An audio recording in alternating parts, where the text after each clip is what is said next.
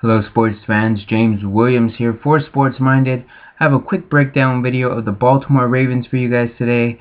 Something new we're going to try and start. I know the preseason is going to be underway. You got camps going on. Speaking of camps, a lot of injuries taking place. And I'll discuss each of those injuries more or less when I talk about those specific teams. I'm speaking about one of the teams today in the Ravens that had a significant injury that I'll talk about later on in this video. Like I said, it probably won't turn out very long as far as the video time will be, but then again, this is the first video for the 32 teams in the NFL that I will be doing, so this will probably set the bar as far as how long this video is going forward with the series. So with that said, the Baltimore Ravens, a team that has made the playoffs the last 5 seasons. They went 10-6 last season, so they got their one win over as far as making double digits or whatever. You know, they obviously won the Super Bowl. I'm sure most people, if not all people, watched it. Anyways, so the Super Bowl in itself was a crazy game. The Ravens had the lead most of the way, but after the whole light thing went out in the stadium, you had the 49ers who would try to rally back into the game. But the Ravens did win that game against the 49ers, but they aren't the same team that was in the Super Bowl that you will be getting this upcoming season. You can say 10-6 may not have been, as far as the talent on the team last season. 10-6 was probably not the best record you can go that speaks for the level of the team. I think they were probably a 12-win team. But they had some injuries. I think Terrell Suggs was injured for the first few weeks because of his basketball injury or whatever from last offseason. Anyways, with that said, I mentioned they will have a new look, not as far as color or team color or jerseys, but I'm talking about the players and talent on the field. First, let's talk about the key additions real quick. Mainly through free agency is what I'm talking about with these guys, and that's Chris Canty, who is a defensive end. I believe he played for the Giants, the New York Giants, that is. Over the past few seasons, he may have played for another team last season, but I'm pretty sure he was with the Giants. He's been with the Giants for a majority of his career, if I'm not mistaken. Then you have Elvis Dumervil, who is replacing, I guess you could say replacing more or less Ray Lewis, who retired. I'll speak more about that in a minute. But Elvis Dumervil was with the Broncos. He had a breakout year a few years ago.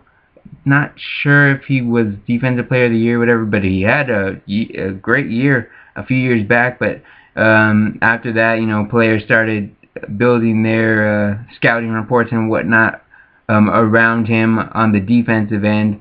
Going forward, so he didn't have that much of a big impact as far as stats or whatnot, but his presence was known day in and day out. Another person that they did pick up was Michael Huff, who was with the Raiders. I think he was drafted by the Raiders as well. He's a safety, and instead of just telling you who he's replacing, I'll just jump into that as far as who he's replacing in the key losses that the Ravens kind of had this offseason. And that the first one, as I mentioned, that Michael Huff more or less will be replacing is Ed Reed. Ed Reed is an older player. He's been ranked in the top 20. I think maybe barely fell into the top 20, but he's been a top 15 guy, I guess voted among his peers, however that works with the top 100 players on the NFL Network and whatnot. Over the last 3 or 4 years since they've done it, he's been a top 20 player. So to lose someone like Ed Reed does say a lot, but like I said, he is an older player, so of course he's going to start declining. He probably has from what he's been doing in previous seasons when he was younger, I guess you can say. But Ed Reed will be missed on the defense, especially for the plays he can make, and I know he has those interception plays. And then he's also a pretty hard hitter, if I'm not mistaken. So he's off to the Houston Texans now.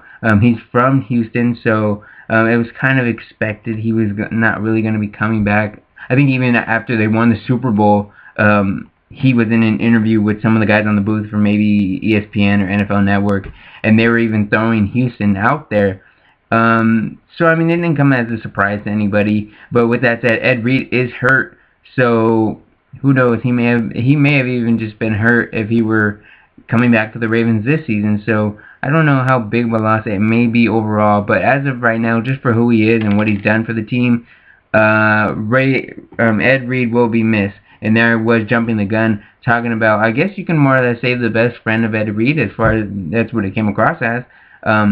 With both of them, I think, being from Miami, and both of them were on the Ravens defense for a number of years. And that's Ray Lewis. Ray Lewis, as I mentioned, retired on top, winning the Super Bowl, winning the second Super Bowl of his career. Something I think the last person was at this high of a level caliber player was, I guess, Jerome Bettis, that is, who retired after winning the Super Bowl. So there you go. I mean, Ray Lewis, you don't have to really explain Ray Lewis. Everyone knows who Ray Lewis is, and what he's done, the negative storyline that has that, where he was in trouble with the law, more or less, but mostly he's done a lot of good around his community, for his team, and for his teammates. And with that being said, I mean, there's just not a lot you can say about Ed Reed that can even meet or say enough about what he has done for his team, if anything. The other key loss was Antoine Bolden, who is now with the 49ers. He's always been funny to me because he's kind of always under the radar.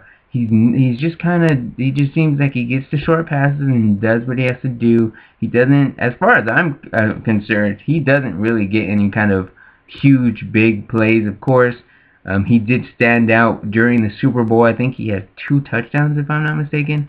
But yeah, I mean, with that being the only game on for within that 2-week period, and then with it being the Super Bowl, of course, he's going to get the attention that he did for making the plays that he did. And with that being said, let's talk about what else has gone on in the offseason. I didn't pull up the numbers. I don't have it in front of me, but I do have an article about it on sportsmindednews.com, which is our website. And that is Joe Flacco getting his big contract deal. I think that made him the highest paid player in NFL history, if not just the highest paid quarterback this season. That currently has a contract, that is. But Joe Flacco, many people don't think he deserves it. Many people think he just got it because he won the Super Bowl MVP this past season. So, I mean, I'm sure a lot of that has to factor into it. But when you have a solid quarterback, I'm sure there are better ones than Joe Flacco. But, of course, they're already on teams. He's better than anyone you could probably draft, and you're just taking a chance on. And he's probably better than anyone you could pick up in free agency, because if they're a free agent, they wouldn't be there in the first place. They can't be any better than Flacco is in the first place. So they know what they have with Flacco, and they were willing to pay the money for it. So, I mean, I don't really see a problem with it. Let's just hope he can stay and play at that high of a level he's been playing at. And with that being said, he's going to have to earn his money this season, because as we just found out, I believe it was yesterday, if not the day before, his tight end, Dennis Pitta, dislocated his hip. I can only imagine what that would feel like. Anyways, injured his hip, dislocated his hip, I guess you can say, in the first week of training camp, if not one of the first few practices of training camp. Didn't even get into the preseason yet, and we're already starting to see all these injuries, like I mentioned at the start of the video. So Dennis Pitta being out is yet another big blow for Joe Flacco and just for the Ravens overall. I mean, let alone the fact that Flacco and Pitta were best friends off the field. I don't know about best friends, but were good enough friends, and they did have that chemistry and connection there to where it did translate onto the field, and he was more or less a go-to guy in some sort of a clutch or trouble situation. Dennis Pitta was that guy. And, now he really has left as far as receivers. I'm not even sure if Jacoby Jones is coming back. He may be. Don't quote me on that. But all he really has is Torrey Smith at this point. Yeah, Torrey Smith. I can't even think of anybody else.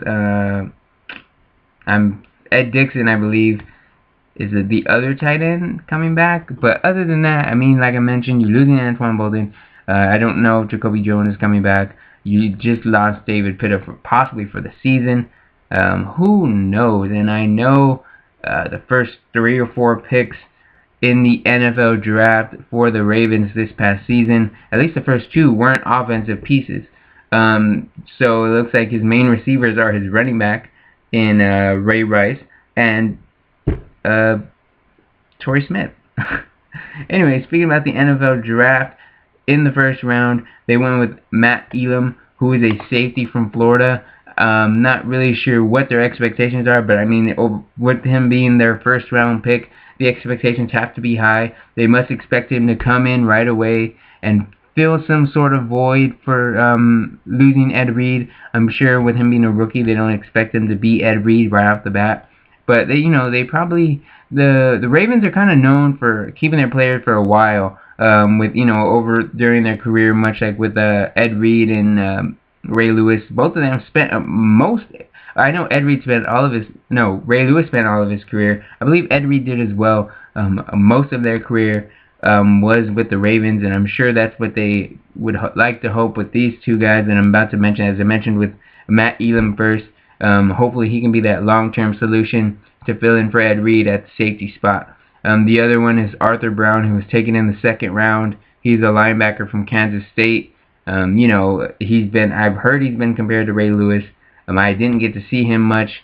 I don't follow Kansas. Not that I don't follow Kansas State very much, but I just, there's so many teams in college and so many players, and you hear this and that. Anyways, I'm not gonna get all into that. But with Arthur Brown, I'm sure they have the expectations, and they drafted him.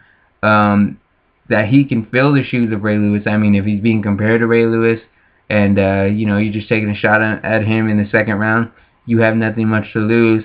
So I think it's a good pick by them with their first 2 guys addressing their 2 key losses on defense and possibly for the offseason overall, which was at the safety spot with Matt Elam and the linebacking spot with Arthur Brown. And it's good, interesting. I'm sure Arthur Brown, well, if anything, Arthur Brown can really learn from Elvis Dumervil about that. And then Matt Elam, he has someone he can learn with. If not, they'll probably play at the same time, depending on whoever else they have at safety. But you can have Matt Elam and Michael Huff out there as well at the same time. So 2 great players for these 2 rookies to learn from, as they are possibly the future going forward for this defense. And with that being said, enough about the future. I'm going to take a prediction at what I think for the 2013 season for the Baltimore Ravens. They have a tough test right off the bat against the Denver Broncos, who had an injury as well, but I'll speak about that when I do that video. But the Denver Broncos, who are probably considered a team in that Super Bowl mix that could probably get there if everything goes into place and falls into place. So this game will probably set the tone for their season and what any kind of success they have going forward. We'll get an early look at what the Ravens really are about. Yeah, you'll get a small taste of all that in the preseason, but then again, that is the preseason. So we'll have this game as this will set the bar. This will set the tone. It is a Thursday night game, and it's on the road. So the Super Bowl champions will be on the road for their first regular season game of 2013 in Denver in the high altitude against the Broncos.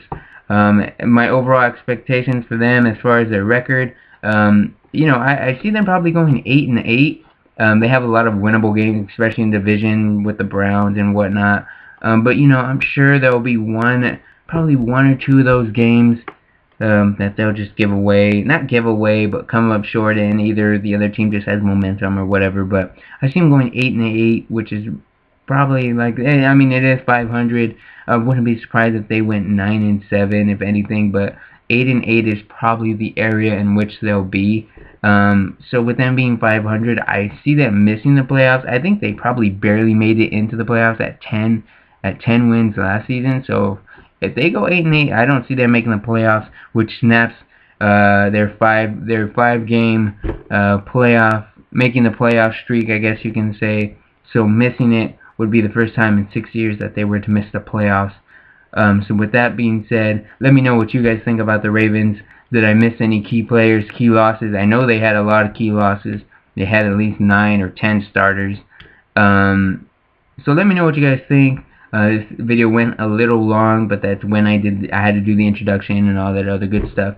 Anyways, let me know what you guys think. This is James Williams for Sports Minded. Don't forget to follow us on Twitter, sports_minded, and check out the website, as I mentioned earlier, sportsmindednews.com, where you can find our Facebook page, articles, videos, and more. Thank you guys, and have a great day.